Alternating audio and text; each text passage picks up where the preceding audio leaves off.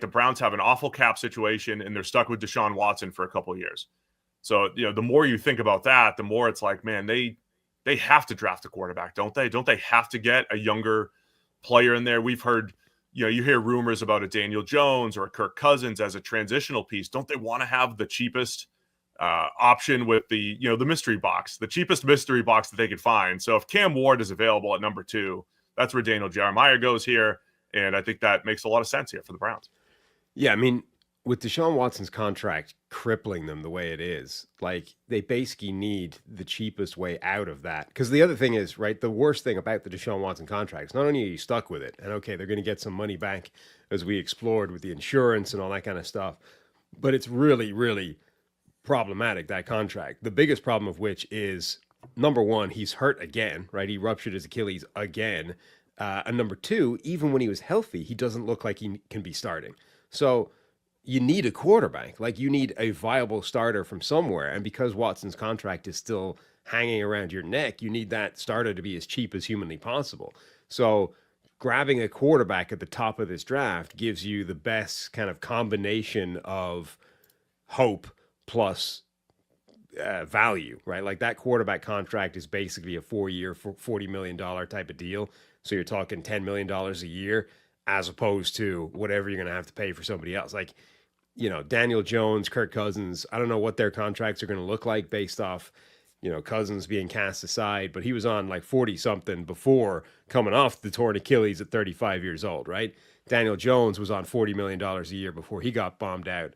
Now, okay, he then had to he then signed to a Minnesota practice squad. So I'm not saying he's on a $40 million a year contract going forward, but there's a pretty good chance either one of those guys is able to talk their way into more than $10 million a year for as much certainty, less certainty than effectively the number one quarterback in this draft. So, yeah, I think it's, they're in such a strange world now, the Cleveland, where they're in like unprecedented process terms, right? There's no book for how you're supposed to do this. Nobody's ever done this before, where you have like basically the most expensive quarterback in the league in terms of what it's doing to your cap, who's useless. Like, he's not, for all intents and purposes, he doesn't exist other than the fact that he's a handicap to your salary cap. So you have to try and find some way out of this. There's no manual for that. Like, there's no, let me tell you what the numbers say is the best thing to do here. Nobody's ever explored this scenario before. It's never come up. So I think for the Browns, this makes sense, right? Like, take your swing at the guy you think is the best quarterback in this draft and hope to God it's good enough that it gets you out from under this Deshaun Watson mess. I'll tell you what else a Cam Ward might do here for the Browns and their fans is just inject a little bit of life for a fan base that's been beat down, not just because they're Browns fans, right? There was plenty of optimism. If you go back through the Stefanski era here, right? The playoffs in 2020, beating the Steelers, the playoff run in 2023 with Joe Flacco, 2 Coach of the Year awards for Kevin Stefanski. Browns fans were far more optimistic over the last couple of years. But when you add in Deshaun Watson, everything that has happened off the field and everything that's happened on the field, one of the worst offenses, one of the worst passing offenses we've seen this century, Browns fans are beat up, man. And then you're talking about Myles Garrett potentially asking out, clearly tied to the idea that you've got all this money tied up in Watson. There's little hope for the future with Watson as the starting quarterback. Maybe Cam Ward at least brings a little bit of that. And I like that Cam Ward, as I've said, I think he elevated that Miami team. They lost a couple games late, but I thought they were going to get into the playoff and would have loved to see him in the college football playoff trying to make a run.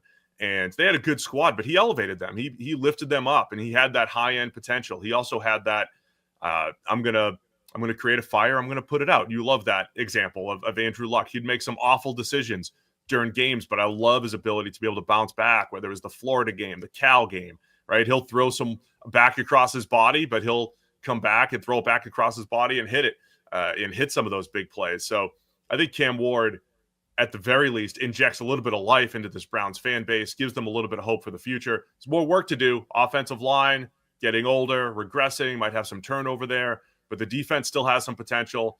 Jerry Jeudy broke out with a huge season. I think it'd be a nice fit for the Browns, and I think Browns fans at least would have something to look forward to with Cam Ward. So that would take the Titans passing on him, but also maybe we talked a lot about the Giants maybe leapfrogging the Browns to go get a Cam Ward. If both of those things happen, though, I think Browns fans are happy with the Cam Ward selection here too. Yeah, and I think we're starting to see some pushback now. Like the narrative has been for a while, neither of these two quarterbacks are worth the very top of the draft. Tennessee's going to pass, Cleveland's going to pass, and then the Giants or the Raiders, they may end up with their quarterbacks anyway because teams don't love these QBs. I think we're starting to see some pushback that might have been overstated. I know Jordan Reed, ESPN's Jordan Reed, has been out there saying, look, Cam Ward belonged in that group from last year, right? The Drake Mays of the world, those guys. And I was saying that before based off what I was seeing from Shedeur Sanders a year ago. Like I thought he was comparable to that second group after Caleb Williams. Now, obviously, I think collectively kind of undersold maybe what Jaden Daniels is going to be and maybe oversold what Caleb Williams has become, certainly so far. But the point being, I think you're going to see more people pushing back on this idea that there's a separation between the cluster of quarterbacks last year and these two, Cam Ward and Shedeur Sanders this year.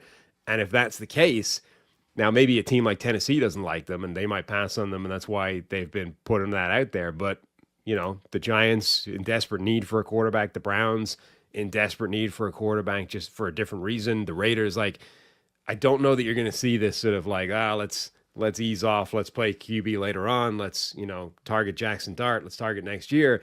I think teams are going to take these quarterbacks because they're good. They've got potential. Thanks for watching all the way to the end of our video. For more great content, click here to subscribe and here to watch another video. We'll see you again soon.